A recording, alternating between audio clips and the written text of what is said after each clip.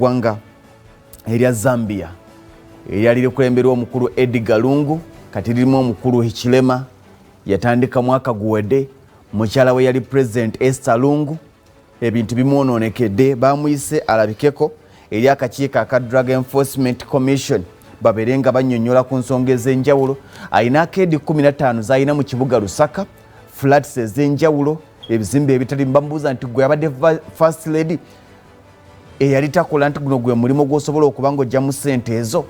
ssente ezazimba akeedi ezazimba flat zino wazijjawa ye mukyala Esther Lungu bamuyise era nabadde ndaba abakulu okuva mu ekibiina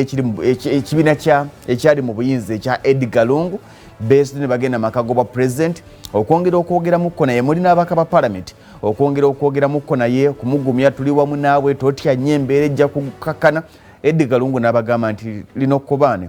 eryokunsangula mu byobufuzi famire yange ogisangula mu byobufuzi ate si kyekyokka kubaana eryokwongera okunjavuwaza kubanga kyebatunulidde aba Drug Enforcement Commission baga nti omukyalo ono baagala abannyonnyole source of income sente ezazimba omanyi flats 15 mu kibuga Lusaka eggwanga erya Zambia sirimu ku mawanga amagagga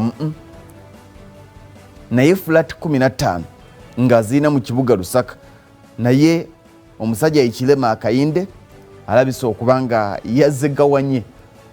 okuva lwe yaddira Edgar Lungu mu bigere ebintu bingi byakoze omuli okusesemya abakungu ab'enjawulo abazze babeera mu gavumenti obugagga era ezimu ku nsimbi z'abasesemeza zimuyambye okuweerera abaana abatalina mwasirizi mu bitundu ebyenjawulo ebiri mu mbeera esoomooza kati n'ono bamugamba nti bw'otannyonnyola gye wajja ssente ezazimba kalina zino tugenda kuzitunda kalina ze boogerako kookomya amaaso ziri mu kibuga Lusaka bamugamba tetukikuyinaako buzibu era si nti twagala kalinaazo just twagala kutunnyonnyola gweyinga first lady eyali muke yali omukulembeze yenjogera ntufu muke yali omukulembeze ffe kyetwagala okutunnyonnyola ssente zino ezazimba ebizimbe bino wazifuna otya wazifuna ddi wazijjawa kubanga ebizimbe ebyogerwako biri mu buwumbi na buwumbi bwa nsimbi kigambibwa nti talina bizimbe ebyokka 15 flat eziri mu kibuga wakati omanyi okuba ne flat 15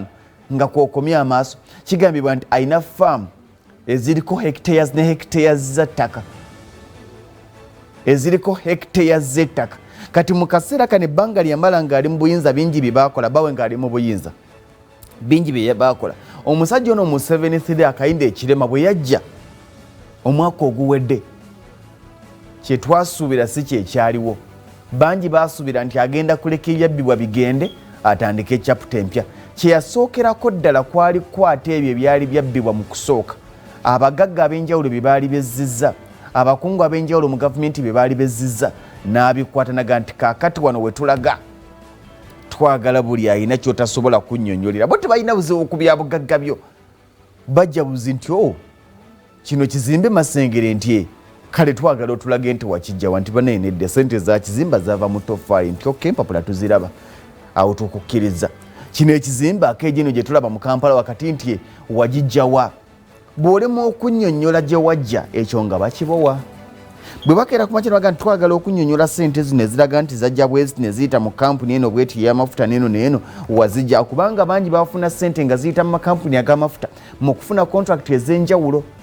bafuna ssente nga ziyita mu makampuni bakontrakita abakozi b'enguudo nga kuno balinako percentage yabwe nga bwe kyabadde mu ggwanga erya Sri Lanka aliwo omukulu bamuyita 10%, Mr 10%. Ye ku buli contract ebadde jja ng'alinako 10%. Kaakati ne mu Zambia baga nti twagala okunnyonnyolwa kiri kitya okiraba twagala okunnyonnyola kiri kitya mu ggwanga erya Zambia zino ssente wazifuna otya bino ebizimbi wabifuna otya kino kyali kitya yembeera bwetyo bweri tulinze bulinzi omukyala Esther Lungu okuba nga agenda okwennyonnyola ku si yasoose ebizimbe mu ggwanga erimu ku mawanga amaavu ku lukalu lwa Africa abamu ku bali mu first family bo bagagga ebitagambika kati baga nti ke kaseera munnyonnyole tewali yali akisuubira nti oba oli awo kisobolokera ku makya ne kibakyukira naye ku lwaliro ebisinga oba oli awo tujja gamba nti bikyusa katulinde bulinzi tulabe embeera nga bw'anaaba nga asobodde obinnyonnyolera well and good ajja kuba babimulekera bwe baga tetulina buzibu era tetugana muntu kukola n'azimba akeedi ze naye kye tutunuulira ensimbi ezizimbya akeedi ezo olina okutuwa accountability. Kino kyongedde okusatiza abakulembeze b'amawanga ag'enjawulo naddala ku lukalu lwa Africa ne batandika okwefumitiriza ku nkyawe nga bavudde mu buyinza nga balabirako abo ababadde mu buyinza ne babuwaayo ababadde mu bigire kye babakoze baga nti bwe gutyo bwe guba. Era omukulu Edgar Lungu ayogenaga nti omukulu Ikirema ne administration ye kye batunuulidde si kirala wabula kwe kwongera oba oliawo okunzikakkanya amaanyi g'ebyobufuzi ge mbadde nnina kwe kunzikakkanya